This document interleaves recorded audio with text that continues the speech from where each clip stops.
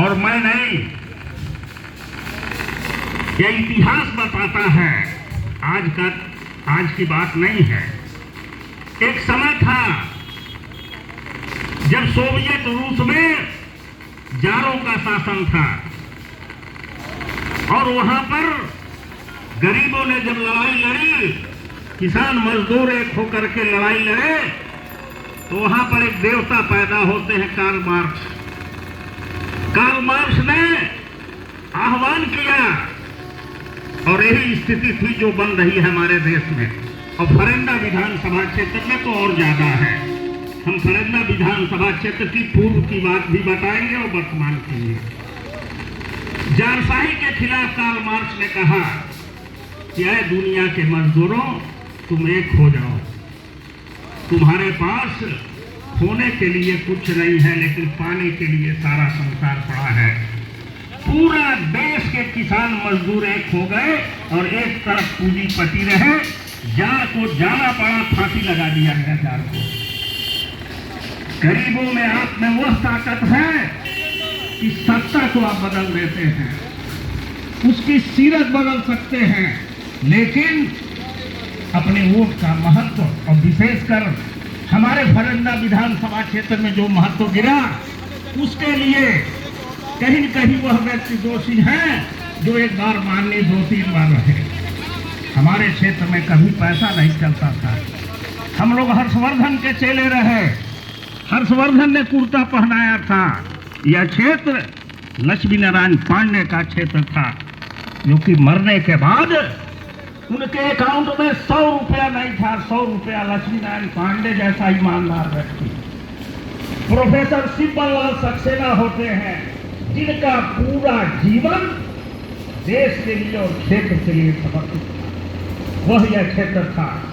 कोई चाय नहीं पीता था यहाँ पर, वोट बिना माने लोग देते थे। लेकिन आज क्या हो गया है, 2007 से यहाँ की संस्कृति बदली और हम लोग उसे दिन जब हर्षवर्धन जी यहाँ से एमपी का चुनाव लड़ना नहीं चाहते। हर्षवर्धन जी जब हमारे घर पहुंचे, बीच में थोड़ा अनबन हो गया था, 2007 में आए। हर्षवर्धन जी ने कहा कि रामायण कहते थे, रामायण। अब हमको विधानसभा में 17-18 साल वो चुनाव से अलग हो गए, जीत नहीं पाए थे एमपी का चुनाव कई कर। अब हमको एमएलए का लड़ना पड़ रहा है, लेकिन हमको डर लग रहा है। हम करें क्या? पहले यहाँ की संस्कृति बदल गई है। यहाँ के लोग, और सब लोग नहीं हैं इस तरह, 10-5% लोग हैं।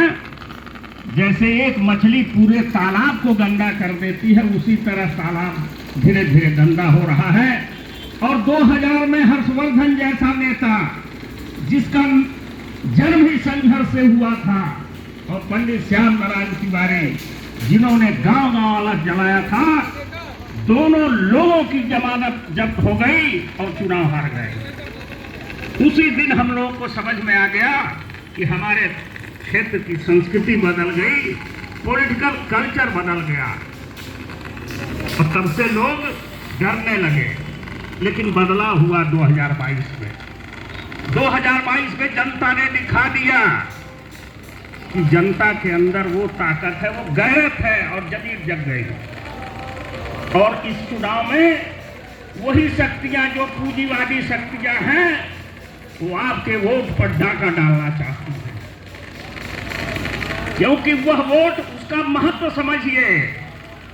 आज जितने लोग लाल किले के प्राचीर से, जिसने शाहजहां ने बनवाया था, उस प्राचीर से जो ध्वजारोहण करते हैं 15 अगस्त को या राष्ट्रपति करते हैं 26 जनवरी को, वो जनता बनाती है। जनता, आम आदमी प्रधानमंत्री बन सकता है, लेकिन आपको अपने वोट की शक्ति को समझना पड़ेगा।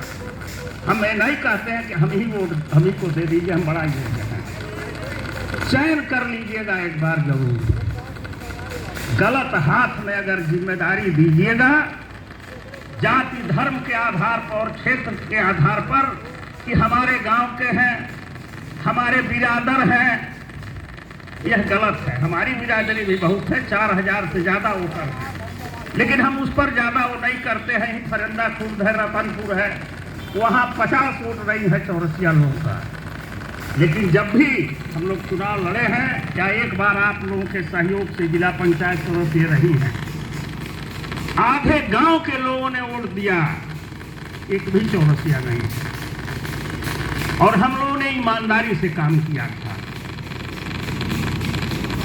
कोई ऐसा ग्राम सभा नहीं, यही कटलहवा के पीछे हमने सड़क बनवाया, वहां पुलिया दिया। कोई गांव बाकी नहीं है जहां हमारे पास 40 घर आए थे। उस समय ठेला रिश्ता सिलाई मशीन आया था हरिजनों को देने के लिए, हमने शिविर लगवा के दिया। और तो और करौल लोग यहाँ पर हैं, करौल में एक नक्शेद है, इस समय जीवित है, डोरी लाल हमारे पास गए।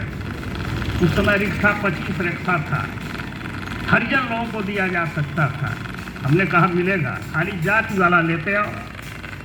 हमने दिया। और उसके बाद की एक घटना हम आपसे बता रहे हैं। बीच में आज के करीब 6 महीना पहले, हम लोग 8-9 महीने से लगे हुए हैं इसमें, और लगे तो बराबर रहते हैं, लेकिन थोड़ा तेजी से लगे हैं 9-10 महीने से। तो वहां पर 2-3 पूंजीपति गए, उनके यहाँ एक महिला की मृत्यु हो गई थी। कोई जा रहा है 2000 दे रहा है, कोई 10,000 दे रहा है, 2-3 लोग दिए अपना। हम भी गए, तो हमने कहा कि भाई हम तो कुछ दे नहीं पाएंगे, क्योंकि हम इसमें विश्वास भी नहीं करते, हमारे पास है भी नहीं, क्योंकि 22 साल से नौकरी मुकदमे में है। 2 लड़के किसी तरह संविदा पर हैं, उनसे खर्चा चलता है, तो हम तो कुछ दे नहीं पाएंगे। लेकिन एक चीज बताओ कि अगर कुछ बड़ा कर जाए तो ठीक रहेगा। कहना भाव तू राजेश कंजर करके या राकेश करके है उसका नाम है।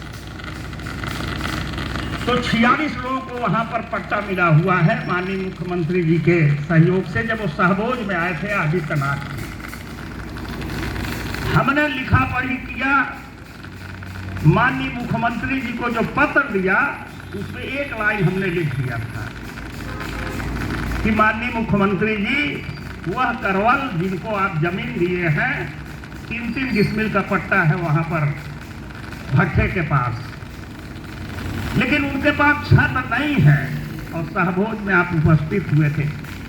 सौभाग्य उन लोगों का था कि पता नहीं कैसे उसे मुख्यमंत्री पर लाखों चिट्ठियां जाती हैं, कहाँ ध्यान पड़ता है। लेकिन जब मुख्यमंत्री का रेफरेंस आया कि चीफ मिनिस्टर पर इन्होंने कोड किया है, तो उन्होंने सैंक्शन कर दिया। 42 घर स्वीकृत हुआ, अब 32 आ चुका है। हम लोग राजनीतिक है, ये सब काम करते हैं। वो पैर पकड़ लिया, हम उसके यहाँ वोट मांगने भी इधर नहीं गए थे, और झूठ बोलते नहीं है। राकेश ने फोन किया कि भैया कहाँ हो, अब पढ़ा लिखा थोड़ा है। हमने कहा बताओ। पहले सब लोग आ रहे हैं, आप इसको बार मालिक आए नहीं, तुमसे कहा कर रहे बताओ। कहे अरे हमारे डेरे के लोग कह रहे हैं कि आप एक बार आ जाए। हम गए वहां पर,